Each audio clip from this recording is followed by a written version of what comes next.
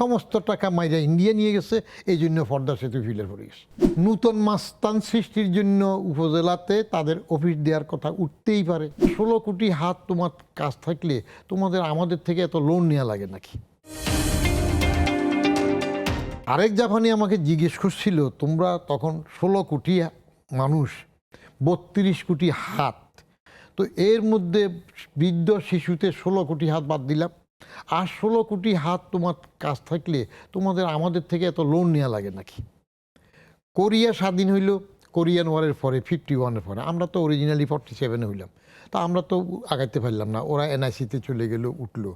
তো আমাদের একটা জবাব ছিল সুন্দর, যে হাত তো দুইটা, একটা হাত সবসময় নিজের ফর্সার দেশে দিয়ে রাখি, পোকামাকড় থাকে বা কিছু হয়, অভ্যাস হয়ে গেছে, তাহলে এটা কাজ করতে পারে না।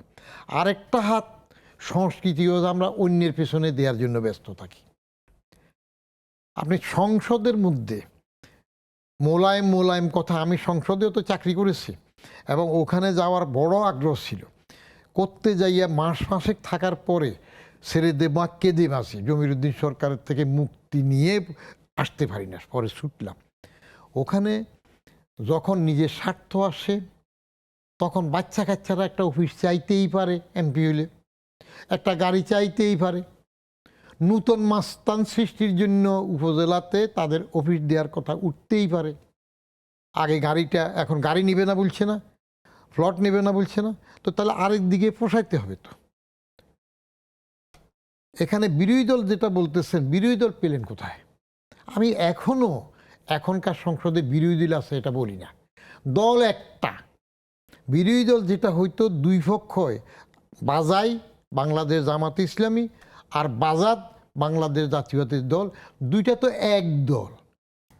বেগম জিয়ার এক ফোঁটা রহমতের জন্য জামাত জিব্বা 10 হাত বের করে রাখতো সবসময়, দুইটা মন্ত্রিত্বে গেল কেমন, সেই এক দলটাই দেখলো যে সুযোগ আসলো, অতএব যে আলী তাদের নিষিদ্ধ করছে এখানে 100 হইয়া, আর বাজাদত দেখলো 28 অক্টোবর সেই সাউন্ড গ্রেনেড থেকে শুরু করে তাদের পল্টন পুরা তছনছ করে দিল।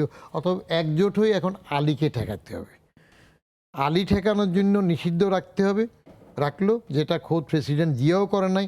বাকশাল শেষ হওয়ার পরে উনি বহুদলীয়র মধ্যে আলীকেও রাজনীতি করার সুযোগ দিয়েছে, এটা করে দিল ঠেকান। বিরোধী দল নাই, যেগুলা মাঝে মাঝে বলে পদ্মা সেতু দেখতে তাজমহলের মতো, হাতি যে যে অংশ যেমন দেখে, বাগ্যির যে বলে নাই যে হাসিনা করছে পদ্মা, এটা ভাঙ্গিয়া ফেলো এখন। এমনি তো বাগানে হাঁটার সময় একজন বলতেছে ফিলারের গোড়ায় বালি উঠে ফেলতেছে, কি জন্য? ওর ব্যাগ কইলে ফিলারের গোড়ায় বালি বেশি উঠাইলে একার কোনো রকমে একটা ফিলার যদি পইরা যাইতে পারে তাহলে এবার আরও শক্ত করে বলা যাবে সমস্ত টাকা মাইরা ইন্ডিয়া নিয়ে গেছে, এই জন্য পদ্মা সেতু ফিলার পড়ে গেছে।